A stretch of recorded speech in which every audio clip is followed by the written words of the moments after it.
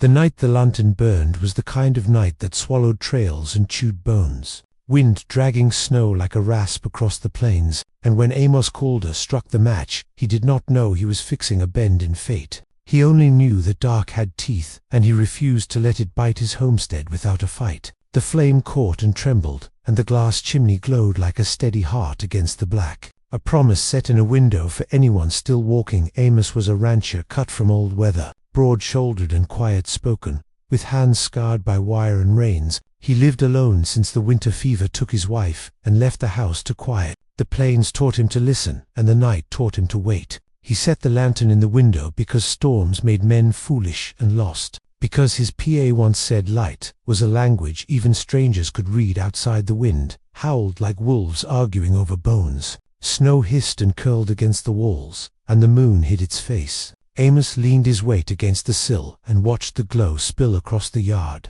The corral posts rose and fell in drifting white, and somewhere beyond the fence the land rolled away into nothing a man could trust. He thought of travelers who misjudged distance and paid with frost. He thought of mercy and how it cost less than regret. He lit the lantern every storm night, though no one ever came. Neighbors said it was foolish, said light drew trouble. Amos answered with a shrug and set another wick. Trouble came whether invited or not, and kindness was a habit like mending tack before it failed. He checked the door bar and the rifle by the hearth, not from fear but from sense. The West rewarded sense more often than bravery. Near midnight the wind faltered as if catching breath, and in that brief quiet Amos heard a sound that did not belong to weather. A scrape and a stumble, a breath dragged thin as wire. He took the lantern down and opened the door.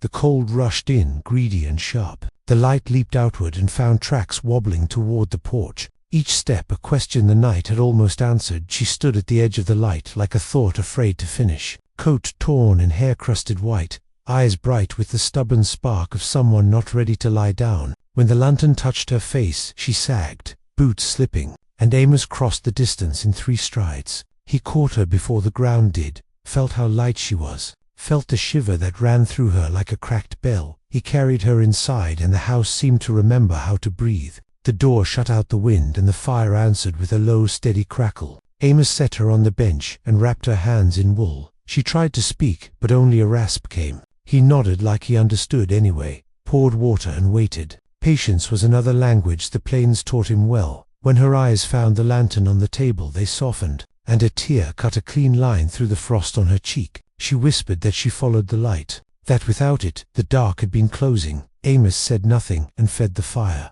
Outside the storm resumed its argument. Inside the glow held, and the West leaned closer to see what mercy might make of 2 lives crossing on a night that wanted them lost. Morning did not come gentle. It came pale and watchful, the storm easing its grip but leaving the world stiff and sore. Amos rose before light out of habit and checked the woman on the bench. She slept fitful, breath catching like a horse blown hard. When she woke, her eyes searched the room and settled on him with a wary calm. She gave her name as Eliza Hart and held it like a coin she was not sure to spend.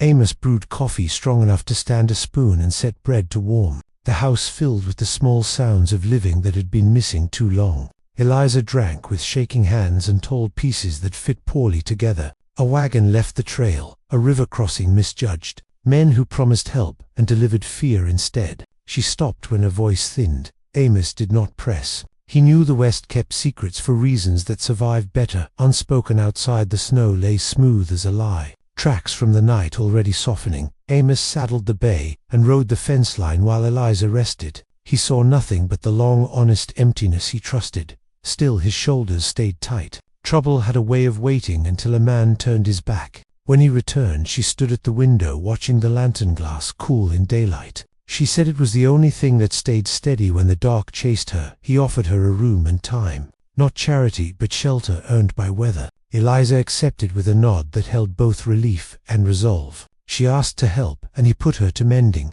Needle moving, sure, despite the cold still lodged in her bones. The house took her in the way old places do, slowly and without comment. By evening the stew simmered and the wind minded its manners. The next day brought a sky hard and blue, the kind that showed distance too clearly.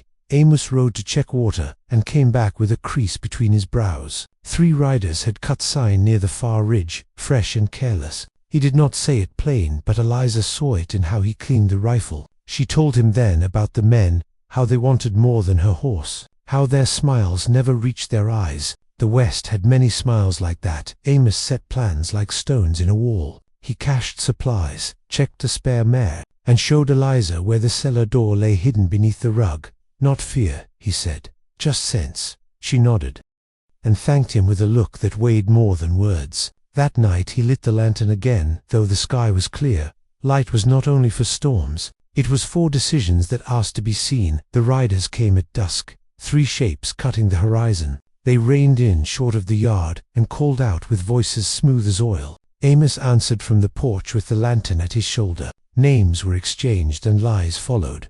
The men asked for a woman matching Eliza's shape. Amos said he knew nothing of it, and kept his voice flat. The lantern glowed between them like a line a man should not cross. When one rider nudged forward, Amos shifted his stance, and the rifle found his hands without hurry. The moment stretched thin as wire. Eliza watched from the shadow, heart hammering. Then a laugh broke, and the men pulled back, saying they would look elsewhere.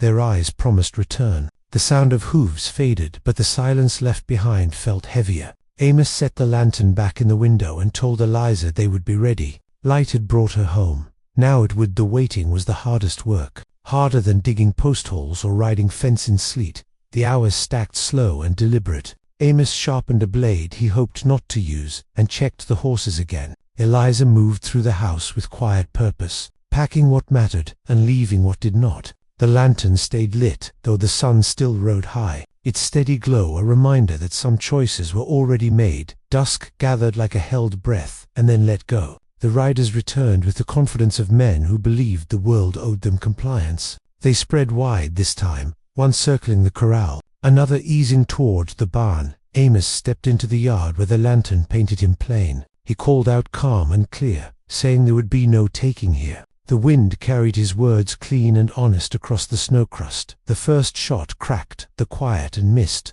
splintering a fence rail. Amos answered with a warning that struck dirt at a boot heel. The West listened then, as it always did when truth spoke loud. Eliza slipped to the cellar and waited, counting breaths, remembering the lantern in the storm and how it refused to flicker. Above her the house held like a fist around its heart.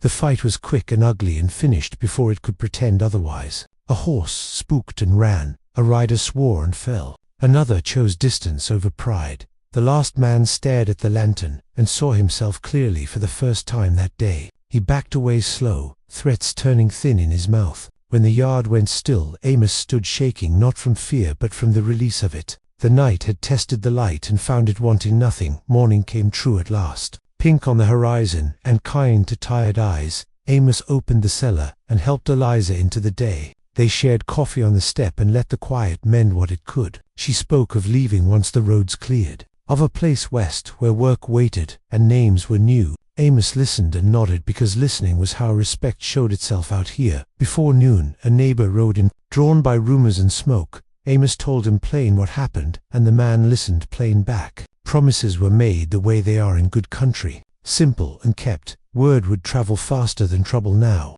Eliza packed light and sure. She paused at the window and touched the lantern glass, saying it was more than light. It was an answer when the dark asked too much. They stood together at the gate when it was time. The bay stamped and blew. The plains rolled wide and honest again. Amos offered her the lantern, but she shook her head, said it belonged where storms still came, where strangers might need a sign that mercy lived here. She rode out with a straight back and a steady line, following the trail like someone who knew where she was going that night. Amos set the lantern in the window as he always had, but the house felt different, fuller. The glow reached farther somehow. The wind passed without complaint, and the stars leaned close. Out on the plains a woman rode, guided by memory and resolve, and behind her a light stayed burning, not because the dark demanded it, but because a man chose to speak its language and keep speaking, even when no one seemed to be listening.